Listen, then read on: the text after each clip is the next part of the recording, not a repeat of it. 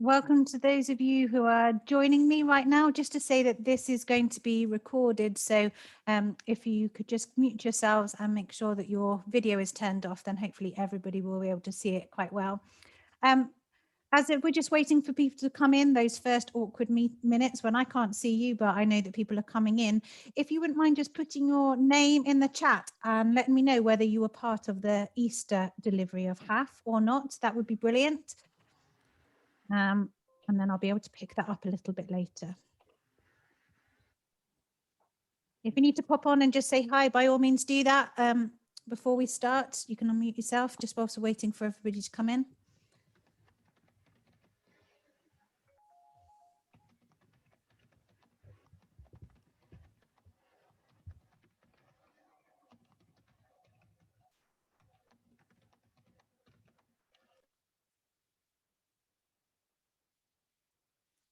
Hi, John. Welcome back.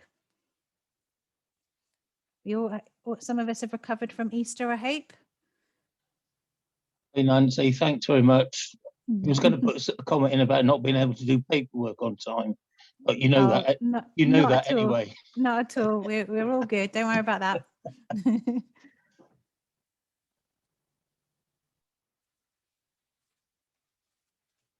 Evening, Nick from Scotford. I'll be happy to explain it from the beginning. I'd just like to know where we're starting from more than anything. That'd be great. Thank you very much. Good to see you. Yeah, good to see you too.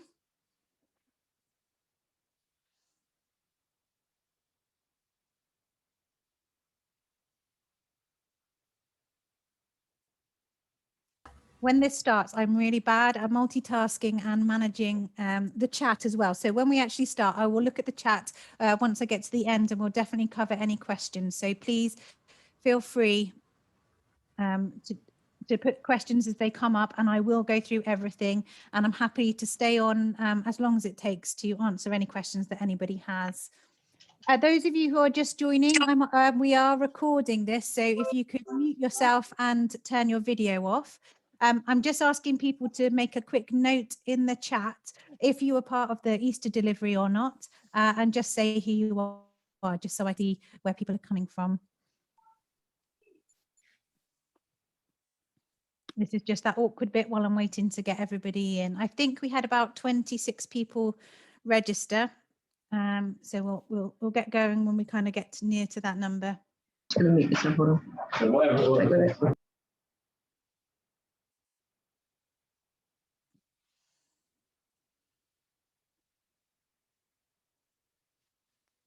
Maybe those of you who did Easter can put a little comment, a quick comment in about how it was for you.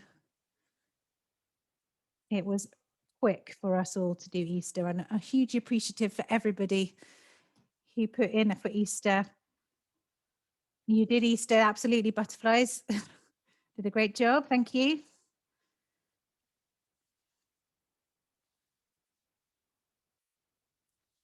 Hello, Mr. Bullock.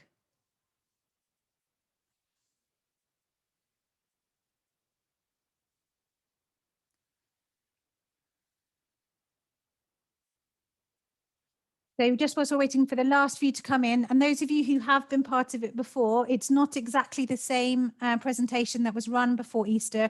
There's obviously some of the core information will be the same, but I've added some stuff relevant to this summer, so bear with. I will be, though, for those who weren't part of the Easter program, I will be explaining it right from the beginning again. So if there are any questions you don't feel is covered, please feel free to use the chat, and I will make sure I get every question covered before we leave today's session. It was a steep learning curve. It was a steep learning curve, Kate. We definitely learnt a lot from the Easter. Okay, I think we're probably getting there now. Thank you, Catherine from Octagon. You did an awesome job at Easter as well. Glad to see you back again.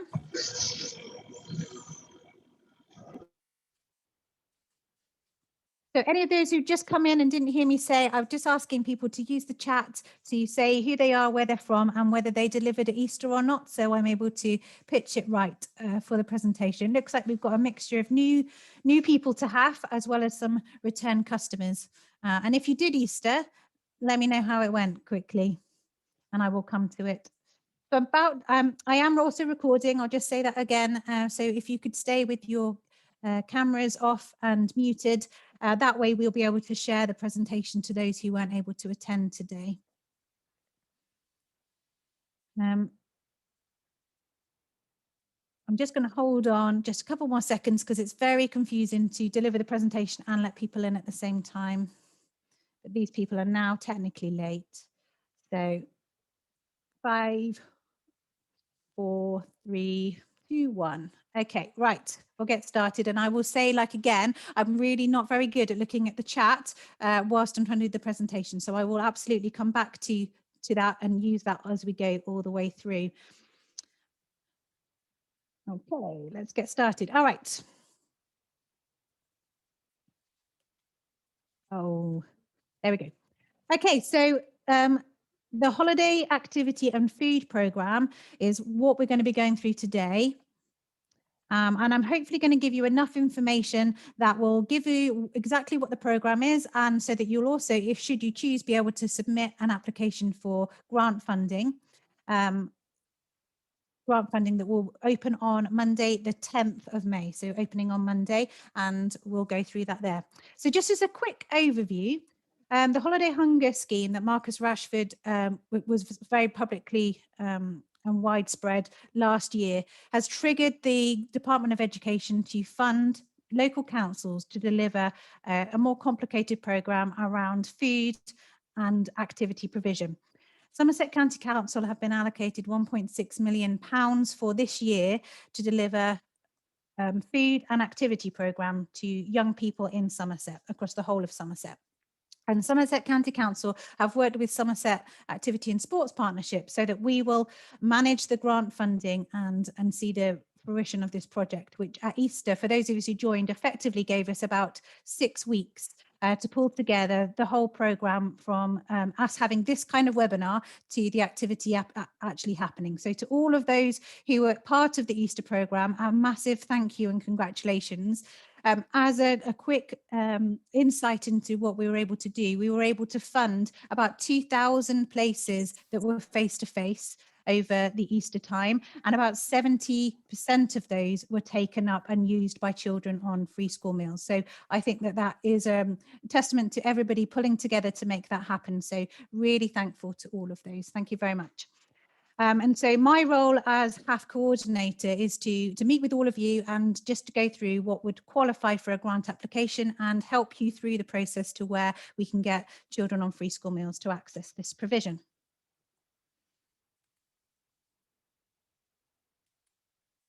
Okay, so just to give you a little bit of background and context behind where this is. So the school holidays, particularly during the recovery from COVID, are a real pressure point for some families. There's an increase of cost because the children aren't getting their free school meals from school, and there may be increased costs through childcare. Okay, so some of the issues that come up for low-income families are around the provision of food and the provision of activities. So we know that children on free school meals will be less likely to access organised out-of-school activities. They're more likely to experience unhealthy holidays in terms of nutrition and physical health. Oh, my apologies. And they're more likely to experience social isolation.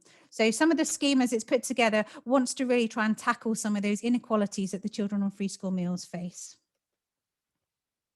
This is a map, and I can share this with you afterwards and obviously be able to access this from the website. But this just gives you a quick overview about where the children are spread who access free school meals currently in Somerset. So you'll be able to see the blue number is the children who are of primary age, and the orange number is those who are secondary age. This is this is a rough guide because this is a little bit out of date, but it just gives you a sort of spread of where they are. There's obvious hubs around Bridgewater, Yeovil, Taunton, Frome, and then we go into West Somerset. Those are kind of the key areas. But if I add on there where we were for the Easter, we had really strong provision around Bridgewater and Taunton and the Minehead area. We need to probably increase our provision in Yeovil and certainly in the Mendip area. And the Frome area, we didn't have very much face-to-face delivery due to a number of factors, but hopefully that will increase for the summer. Okay, so for the summer, a little bit different. For those who weren't part of the Easter programme, in the Easter programme, we were providing around about 1,200 places a day. And for the summer, we need to over double that to around 3,000 opportunities for children to access per day. We were going to need to use a mixture of statutory, voluntary and private sectors in order to be able to do that.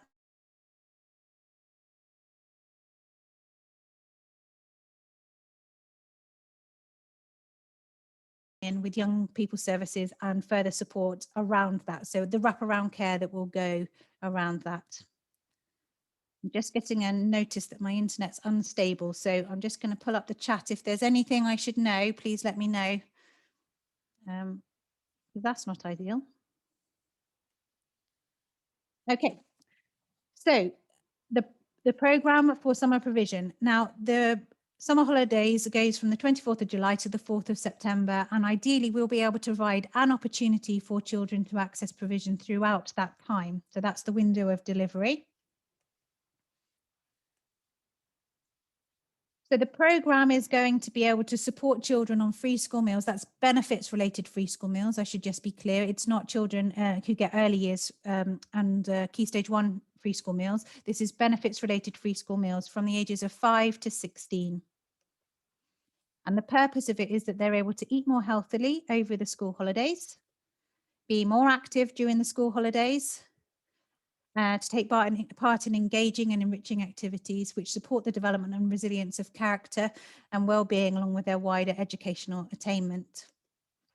And to be safe and not socially isolated, which has been a really key part that we've definitely seen out of the feedback that we got from the Easter programme.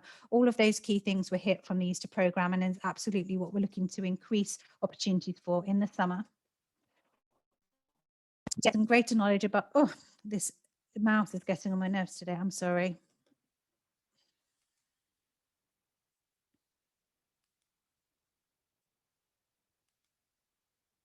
My apologies. And to be more engaged with school and other local services when they return back. And the previous one, to have greater knowledge of health and nutrition. I've seen by reading the case studies from Easter, we've had some really excellent work around doing that work with nutrition and health, things from smoothies, making their own pizzas, lots of examples that I would be able to share around doing that. Okay, so the summer delivery plan will look like this. There is going to be a real emphasis on face-to-face delivery. I want that to make up by far the majority of places that we are going to be able to offer. And like I said, we're going to be looking for about 3,000 places a day. So these are going to be face-to-face places. As a guide, the average cost for the Easter provision was around £18 per child per day, which will include food. And I'll go through that a little bit more. And applications will be made via a grant application. To support the Easter delivery, we did also offer a live virtual programme. We will still do that in the summer, but it will be much smaller and used to target those who are really isolated, and will focus really on the first week, maybe the second week, depending on the take up and how that works. And then we have an online offer, which will provide a whole set of resources that young people have been able to access. For us, that's a universal offer that children on free school meals and other children will be able to access. And lots of providers very kindly shared with us some of their content, and it's on the website. If you've got any content you want us to add, then that's where we can do it. Okay, so face-to-face delivery in a little bit more detail. I already said that it's for school-aged children on benefits related free school meals. And this is where it gets a little bit complicated. So stay with me. Oh, I just got somebody to admit. Okay, so stay with me. So the entitlement for a child on free school meals as allocated by the government is that they would be able to access 4 hours of provision a day, 4 days a week for 4 weeks, which would mean that a child who's entitled to free school meals could access 16 days of provision over the summer holiday. The current number of children on free school meals in Somerset is 14,000. And so we're not trying to reach all 14,000. That's the first thing to say. That would be an enormous amount. And certainly the funding that we had doesn't divide to make that work. But what we are aiming for, hopefully, is to get somewhere close to 5,000 children accessing support. Now, obviously, it's up to the families to choose whether or not they want to access 1 day or they want to access up to 16 days. For those who took part at Easter, partly because of the bubble situation and needing to restrict things for COVID, we offered blocks of 4 days, and we asked people to take a place that was 4 days. At summer, we're going to have some choices which allows it to be a little bit more flexible, that families would be able to pick and choose individual days as would work for them. But I will say that we will be promoting that children should book on for a course of 4 days, a block of 4 days, mainly because I think that helps with the socialization, and I think it helps with the progression and feeling part of the community as they develop over that time. So within those 4 hours every day, there needs to be an hour of physical activity built into that day. Now, that doesn't have to be, as we might recognize, full-on organized sport. That can be things that are more informal and just moving about. What we don't want is them to be sedentary for the whole time. It needs to include food, which meets school food standards, and ideally it will be a hot meal. At Easter, we had 99% of schools or providers provide a hot meal, and so it's very likely that we'll be able to get somewhere near that. However, should hot meal really be the thing that's very difficult for you to do, then we can look at doing a cold meal. Enrichment activities. Now, this can be a full range of activities that young people will enjoy. It can be everything from craft to music to art to sport, all sorts of things. And there's been some amazing examples at Easter about the ways we've been able to engage with young people. There is some monitoring and evaluation, and you do need to make sure that as a provider, you have the necessary policies and procedures in place to keep young people safe and protected during their stay with you. So I'm just going to, these are some of the pictures that I have got back from activity and enrichment, just to show you the type of thing that we are talking about. So it can be an hour of anything as long as it's physically active. So we've got some den building, the enrichment around craft making, food preparation, music, dance, and team building activities. Lots of really lovely examples came out of Easter.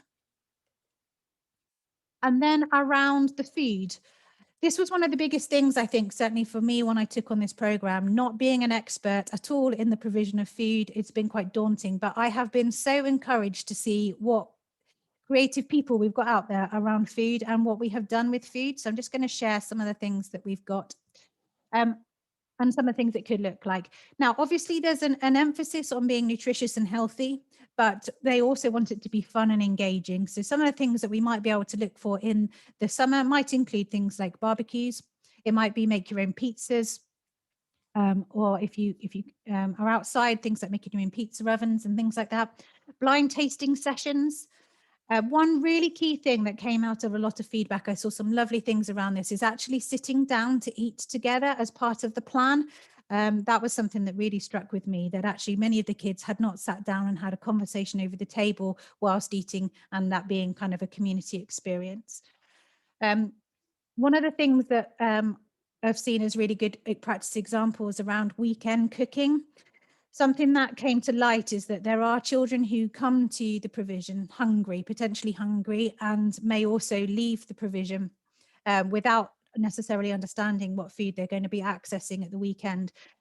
You may want to consider some weekend cooking, which would be to give a bag of ingredients and some recipes, and there are some resources of that already on our website, so that there is some weekend cooking that the young people can take part in. And it would also provide them further support as it goes around. That's something that you'd be able to cost out and put into your application. There's lots of support around social media and both local and national, around live cooking. We did some live cooking, it went down really well, but there is a Marcus Rashford scheme and lots of other things that would give you support around live cooking. And some really good examples of budgeting around meals and what it costs to make up some of the basic meals. And one really, really popular thing that came out of the evaluations from Easter was the idea of make and take. So if children are able to make something, a treat that might be able to take home, it could be, I think there were some examples around smoothies and Rice Krispie cakes, things that children can be involved in and then take back to their family has been really key. Today I've been listening to a webinar around food and also really highlighting to me that actually if you have any leftover food, to be able to package that up to go back for siblings or parents on the day has been really appreciated throughout the country. And again, it's something that I hadn't really fully appreciated before taking on this program before. And those who are involved at Easter, you'll know if you had leftover food and whether you might be able to do something with that. Okay. So like I said, we're looking for 3,000 places per day over the 6-week holiday. But this time it is a little bit more flexible in terms of you might be able to provide individual days or you might be able to provide provision for the entire holiday or somewhere in between. So if you only wanted to offer 1 or 2 weeks of provision, that is absolutely fine. We are going to be looking for a spread though across the week. I don't want 6,000 places available in week 1 and then we tail off by the end of the week. So I am looking that we can hopefully spread things out throughout the entire holiday and give children an opportunity to access their support across the holiday. It is possible to apply for singular days, that is allowable, but in order to keep it manageable and to keep a provision sensible, I would prefer bids to be 4 days so that we're able to, if you like, provide those places for at least 1 week with you as a provider. But if you needed to look at it at less than 4 days, by all means, we can definitely talk about that and see what we can work up. We learned that afternoon and evening sessions have been easier to fill in the older age groups. And so I wanted to share that with you from what we learned in the Easter. We found that particularly the over 12s, them attending sessions that started at 10 o'clock in the morning was not as successful as those that started later on in the afternoon. So if you're thinking about the older age group session, then think of those. There is no need that you start at 10 or at 2. You get to set what that works for you. So if you're working with the older group and you want to start at 5 and maybe go on till 9, then that would be entirely allowable and works for you. We have amended the process so that hopefully it's a little bit more straightforward. For those of you who took part at Easter, we had to very quickly put the application form together and we learned a lot from doing that. So this time we've got a 2-step process.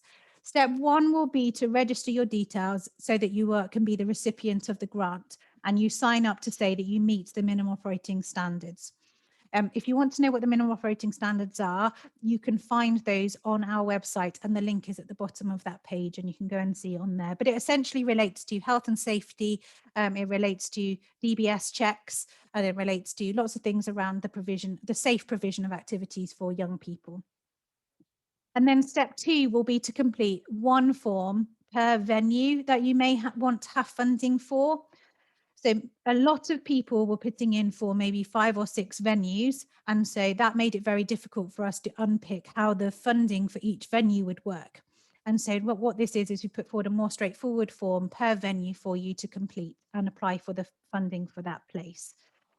This time, out of lots of requests and a really good idea, you will be emailed a copy of your application. But just in case, I would recommend a screenshot. There was quite a lot of toing and froing of trying to put that together. So before you press submit, in case there's an issue with it, take a screenshot if there's something that you can't easily replace in your workings out. So that's just my top tip to you. And then I have built a little bit more time in this time. The closing date is the 22nd of May, which gives that a couple of weeks before the grant panel will meet, which will give me the opportunity to go through those applications, and where I don't fully understand applications or want to clarify anything, I should be able to come back to you before going to the grant panel, and that should make it easier immediately after as well. New for the summer, a centralised booking system. So part of the challenge that we had at Easter was how do we know that children who access provision are going to be children on free school meals? And that was largely answered because we were able to use the schools to support us with either they're directly running the provision themselves, so they knew who the children were, or by giving the information to schools and them selecting the families that it would go to. For the summer, it is more likely, however, that we're going to have a better blend between children who are on free school meals and children who are paying for places. And so we need to make sure that we protect the HAF places for those on free school meals. So by having a centralised booking system, we're going to be able to get this information directly to those families. They'll be able to go onto a central system and book the places that they choose across the provision of the entire weeks. And therefore, or I should probably flick through my next step. So each provider will have admin access to manage their own activities. So you will have complete control to see how those bookings are going. So it's not like it's closed in for us to see. You'll be accessing that, and we'll be able to work together to fill your spaces. It will give us an opportunity to adjust your places as we get closer to the delivery. We had quite a number of people who brilliantly were able to fill what they'd asked for within a few days and came back to us to say, can we have more places? So I have built that into this system a little bit. By the same token, we had some who had more places than they were able to fill. Now, this means that by adjusting the places by the 10th of July, we will be better able to allocate the right amount of funding to you based on the spaces that you have. But I do want to reassure you, if there is a minimum level that you need to be able to fund and make sure that you don't suffer any loss as a result of children not attending your provision, that is not what we're looking to do. This is about supporting you and making sure we fill those spaces as much as possible. So we will then be asking schools to distribute the access to this booking system directly to their children on free school meals. And they'll either use their SIM system to directly email the families, or where they don't have that system, they'll be using flyers with the direct email, the direct web address on, so they'll be able to do it. We hope that by doing this, we will restrict the number of places that potentially might be filled by people wanting a free place but are not eligible for a free place. In order to keep it separate and to make it more straightforward for summer, although this might develop if it continues on for another year, we're looking at all other bookings. So those who have paid for systems continue to use your existing methods that you have. So it might be a little bit difficult having two systems, but we hope that by doing this, we'll be able to reach a greater number of children, fill the spaces better, and make sure that those who are getting the spaces are those that are entitled to the spaces. We are going to be offering training about how to use the system, although I'm reassured that it is quite straightforward. I need to learn myself, and I'm sure be able to support you once I have. Okay, some of the minimum operating standards I mentioned before, but we'll go through some of them here. So public liability insurance, risk assessments. Hopefully there's not going to be too many more COVID restrictions to work with in the summer. Equality and diversity policy, health and safety policy, safeguarding and child protection policy. I mentioned the DBS, food hygiene and level 2 certificate. Now, I know a little bit more about this now, but essentially, if you have pre-cooked food that is ready to hand out and is in a container on its own, then you will not require any levels of food hygiene certification. However, if you're going to be reheating or dishing out food, then you will need a level 2 certificate. This can be got online and is quite a straightforward procedure to do an online course on it. If you need support with a level 2 certificate, by all means, come back to me and I will help you with how to access that. And financial records. This essentially is to make sure that you are of a going concern. There was a lot of questions around this before, but it's just to make sure that if we're giving grant funding to organisations, that they are going to survive the summer in time to give the places and make sure that it happens. This is not applicable to schools, so I'll say that right now. We had a lot of questions from there. Okay. A little bit more about the live virtual delivery. In the Easter, we were able to provide the programme to just about 400 families, and 314 of them accessed the live virtual programme, which had everything from art, Aardman, we had science, excuse me, and some musical theatre. There was really lovely take up for that. We will, like I say, we will be providing some of this in the summer if you are interested, but it will only be for the first week, I think, probably, largely because we need to get the food boxes to them. What we do is we work with the schools to be a central place to collect the food, and we'll ask the families to book on to the courses that they choose to do. So if you think that you might like to provide some virtual delivery, this won't be part of a grant application this time. This is going to be managed directly by myself. So if you think that you'd like to be part of that, please email me and we will pick that up and put together a program where it works. Okay, and like I mentioned before, the online offer. If you have any resources that you'd like to be made available to all children throughout Somerset, potentially they can be low technology or even something that's more technical, then by all means, if you are happy to share them, that would be brilliant. Okay, so how to get involved. The grants program opens on the 10th of May, so on Monday, and all of the links will be updated. So if you went on there right now, it still does reference Easter, but this will all be changed for Monday, and the booking form will go live also. But don't race to get there. Give yourself a little bit of time to think about the application that you want to make. The closing date for applications is the 22nd of May, and that will be at the end of play on that day. So I won't be doing anything with them until the end of the day. Inevitably, there's always a few of you that like to get it in at the very last minute. Try not to leave it to the last minute because it has got an automatic cutoff, and a few of you had your applications go missing. So I wouldn't want that to happen again. There we go. And the grant decision panel will meet on the 11th of June. We've got to confirm that, but that's the little gap that I was talking about where we'll be able to check your application and make sure that we're able to move forward. And if I would say it's a fairly strong possibility that if your application is around about the £18 per head and you've met all of the minimum operating standards and you're able to demonstrate how that works and we can have that conversation, there is a really strong chance that you will receive grant funding. We're absolutely looking to increase capacity where we can. I think it was 2 grant applications that weren't taken forward any further out of what was 43. So a large number of applications went forward. Please make sure that you make your application with realistic numbers. As like I said, I will be able to increase your numbers if required and decrease also if necessary. So we can absolutely manage that. Once the grant panel have agreed that you can receive grant funding, I'm able to adjust that up and down as necessary. And that will give us a little bit more flexibility to be accurate, hopefully, with the numbers that we were able to provide. And then we hope that the application, that's the bit I was just saying, we'll be able to modify those until the 10th of July. And the SAS website will be the place to go for more information on any of that. Okay, hopefully there's some questions in the chat box. I'm going to try and see if I can pull that up now.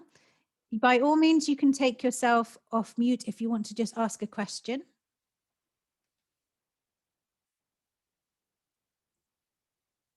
Oh, sorry, I'm just getting there.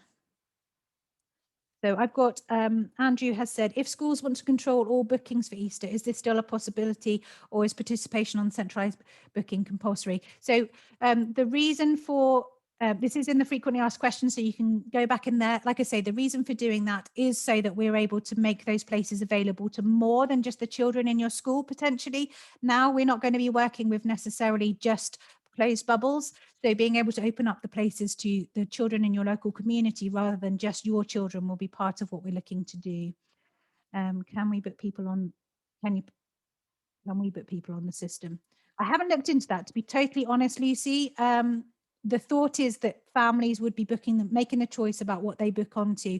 Of course, if you think about if you've got a limited number of spaces and you want them to go specifically, yes. Right, so we would make, yes, around the SEND provision, you would make that specifically an SEN provision, and you make those limited spaces available to your school in the first come, first served basis, and then we could open up the others. I hope that answered that question, both of those. We had a venue where some, Sorry, I've got to open it a bit louder. There's more coming in. At a venue where some children didn't turn up on the day, and school, how do we manage on the day if they're booking online and not via us? How do we manage that on the day? Oh, okay. Yes. So you would know. So you would know who got successful for a place because you'll be able to track as the bookings are filling in. So if you actually needed to move some places to another provision, then you would be able to switch them between venues. So if you wanted to say, let's, for example, you said I have 20 places at 2 venues, but as it turns out, I really only want 10 at one and 30 at another. We'll be able to adjust that as we go. And I think that answers that question, Nicola. If it doesn't, then let me know. Would there be a cutoff for booking for parents? I don't think we would put I think maybe there needs to be a cutoff because obviously we wouldn't want it to be a finalised cutoff, meaning that if provision starts on the 24th of July, but we don't want to put the cutoff then for the end of the holiday. So we need to confirm that. It's a good question, Emma, but I would think we would maybe want a couple of days before the provision's due to happen so that you know how many you're working for. There also is then the opportunity, if you know you're going to have spaces, that you would be able to offer some of those out to paying children if you needed some flexibility within your ratios. So there's an opportunity to work through that. How are we managing kids that book but don't turn up? We did have a little bit of that in at Easter, but it worked out an average. So of all the children that attended, and they could attend for 4 days, the average that children attended was 3.4 days. So actually, the number of children who didn't show at all was quite low by comparison. And most of that tended to come from that older age group and the earlier morning sessions that we were able to see. So essentially, if a child is booked but doesn't turn up, then the place is still paid for. There isn't anything that we can do about that. If a course is oversubscribed, would the online booking system have a waiting list? If it's oversubscribed, then we would either look to increase the spaces as we were getting near to the end if we needed to, or we would try and reallocate them to either another place or, like you say, have a waiting list should places come available. Yes. Just scrolling down.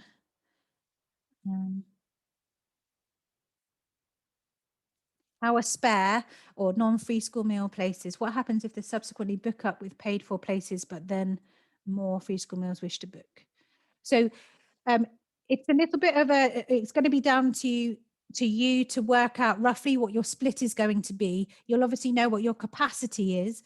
We will set it where your capacity lies. So if you're able to offer 50-50 split, then we set that as it comes nearer to the end. If you want to adjust that up or down a little bit, like I was saying, we're looking to probably set that ratio at around the 10th of July, recognizing that some of the provisions still might not be for a few weeks. But I'm not quite sure what happens if these subsequently book up with paid for places. I guess there is a limit to your capacity has an end unless you're able to get more staff. And so we would maybe need to signpost those families to other provisions if it's full, because you won't turn away any of those who've already booked on. Hi, Nancy. Thanks for that. That's Nick. I've just typed the question. I thought it might be easier to talk, really. Oh, yes. Hi. It's nice to talk to me. It's so strange to deliver to a screen. Yeah, sorry about that. So let's say we had 40 places we could offer. Yes. Would we have to tell you, we anticipate that 30 of those will be taken up by free school meals and there may be 10 paid for? So at the moment, the form that you'll be doing would only tell me how many places you wanted for HAF funding. I haven't asked for how many places for the paid for. It probably isn't totally relevant. It does ask for a little bit of an allocation of how you're spending the funding, but I guess it's possible that your budget for the delivery is bigger than the HAF funding is going to pay for. So we're just a contributor to that set of funding. So I haven't asked for there to be a breakdown of it would be 40 HAF places and 40 paid for places. You just tell me how much you want from the HAF funding element. Okay, yeah, I get you. Thank you. Okay. Is there any guidance on fees for paying children? No, Emma, there isn't any guidance as such. What I can tell you is out of Easter, where we did ask how much you were going to charge for children who were paying. And in some cases, most people tended to use the amount that they were going to get from HAF as a guide. And the rest of the the rest of them were maybe just a little bit more if they thought that they would be able to charge a little bit more, or in some cases it was even a little bit less. One thing actually I didn't make totally clear, and my apologies, because we are doing food as part of this program, it is important that every child accesses food as an option to access food via this program. We don't want it to be obvious that the free school meal children are the ones getting a hot meal, and that the children who are on paid for places can bring their packed lunch. Of course, if they choose to bring a packed lunch, then they're opting out of a paid for meal, but we would ask that you did include a meal in your provision as part of the offer, which they can opt out of should they choose. Would the offer to all providers be? Would the offer to all providers be put? Sorry, Paul, can you help me with that one? On the schools to promote. Oh, okay. Sorry, Nancy, I read that very quickly. That's all right. I just want to make sure I understand. Using the school system with Sims will make sense. It's just making sure that we can promote all that's going on around. That's all. Because I'm sure schools will run stuff on site. It's how we promote and publicise our HAF if we're running it as well. Yes, exactly. And that's part of the reason for the centralised booking system. So what we'll ask schools to do is to promote through their SIM system the web address that takes them to the booking site. And when they're at the booking site, they will see everything that's local to them. So they won't just see what's necessarily their school offer, but everything that they could potentially access. So yes, schools are the main promoters of this, but we are also going to be supporting it with lots of other media as well to make sure that they're aware. Does that answer the question, Paul? Yeah, that's fine. Thank you. I was hoping you'd say that. Cool. So we're going to be running a summer school this year, but are keen to do HAF again. That's me. Yes. Just a little bit confused. I mean, not expected.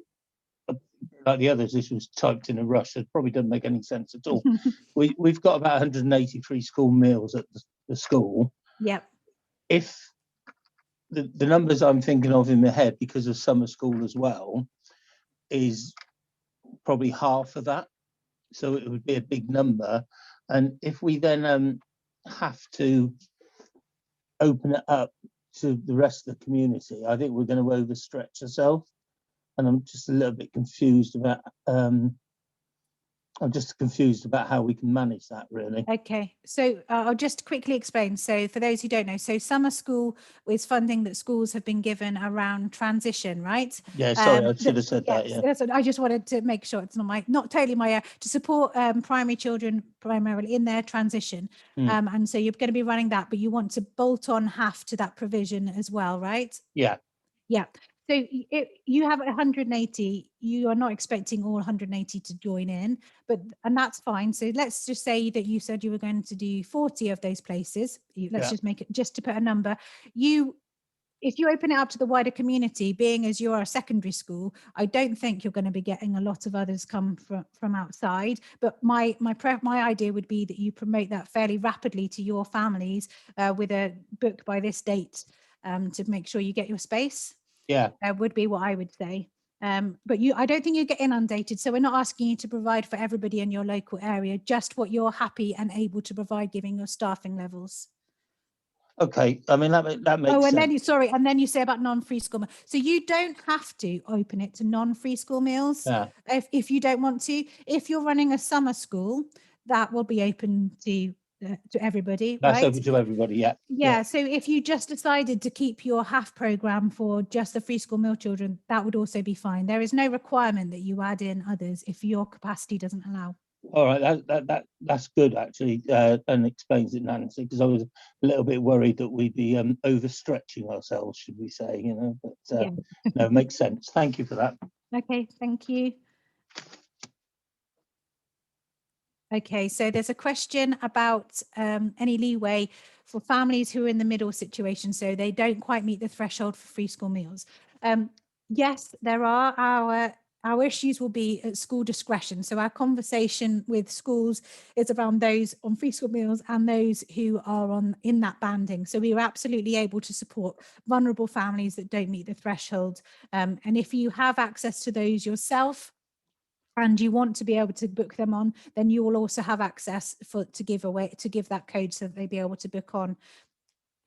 There is The free school meals is just kind of the strap line that they have and meets the funding, but it does have a little asterisk at the bottom that says, and others that are vulnerable and in need of food can absolutely apply. Something I didn't cover directly, and I didn't necessarily want it to be in the presentation, but I'm not sure if we've got people here that might be considering the older age group, the sort of secondary age group. Some of the good practice that I've been able to see from across the country means that they have, whilst they've allocated 4 hours of provision, they have more of a drop-in service that might be more appropriate to this age group. And so that might look like it starts at 5 o'clock and finishes at 9 o'clock, for example. And maybe there's going to be food at 7. The activities planned between 5 and 7 are really informal and drop-in type of activities, maybe table tennis, snooker, pool, whatever those sort of things would be, with a more formal activity planned after food. And so there is technically provision for 4 hours, but it does allow for that little bit more flexibility around how those children access it. And I also recognise that if it's a drop-in service, they may not go onto the online system to book it. So we will need to work through that to understand just how we can either retrospectively allocate the spaces or how we're going to work on that. I haven't overlooked that. It's just something I wanted to say. Homeschool families, yes, we have a way through that from the County Council that they were able to send that directly to them. And the mix, yes, we're just working on various bits around those, but yeah, any children of school age who's eligible or vulnerable around food is able to access this. I'm not sure if I've got any more messages down the bottom. If anybody doesn't want to type and wants to say hi to me, please do.